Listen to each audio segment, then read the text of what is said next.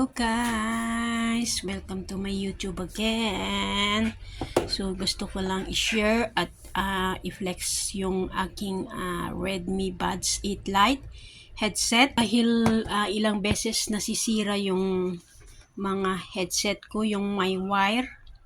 So wireless headset from Redmi.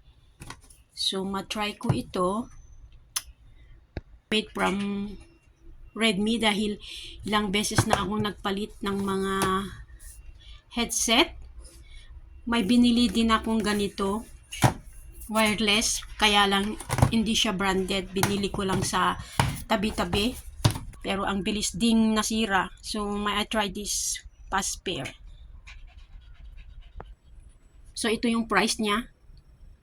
Ang pagbili ko is $139. So, ilang beses akong nabili sa mga may wire is mga $20, mga ganun. Yung natry kong bumili ng wireless na earphone din is binili ko ng $60. Ang bilis ding nasira. Kaya, mas maiging bumili ka ng may konting presyo kaysa mura nga pero ilang beses kang nagpapalit. So, ito yung pagbili ko, $139. So, actually, binuksan ko na siya.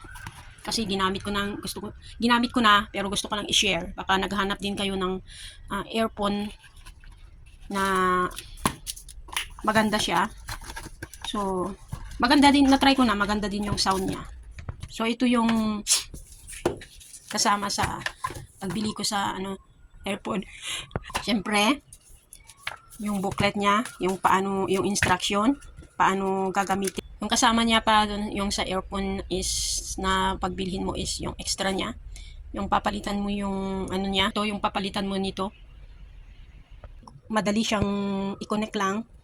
Halimbawa, buksan lang yung Bluetooth. Open natin yung Bluetooth niya. Yan. Tanggalin natin. Yan. So ayan, naka-connect na. Ganun kabilis i-connect. Ang tagal pa yung battery, hindi ko pa chinarge to. Hindi ko pa i-chinarge. 100% hindi pa nabawasan. So mag-a-appear doon yung ilan na yung battery ng yung earphone. So I hope ito is pang matagalan ko nang gagamitin. Hindi nabili ng bili, laging nabili.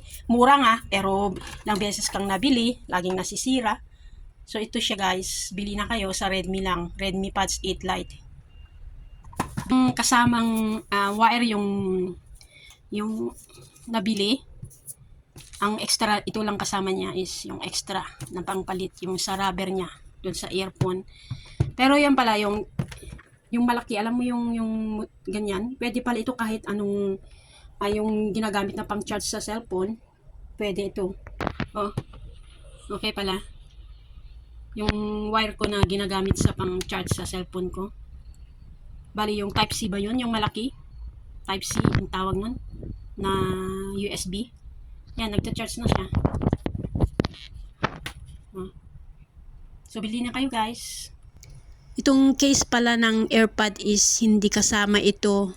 Hindi niya free. Binili ko sa Taobao. Yun lang, bye-bye. Yun lang guys, bye-bye.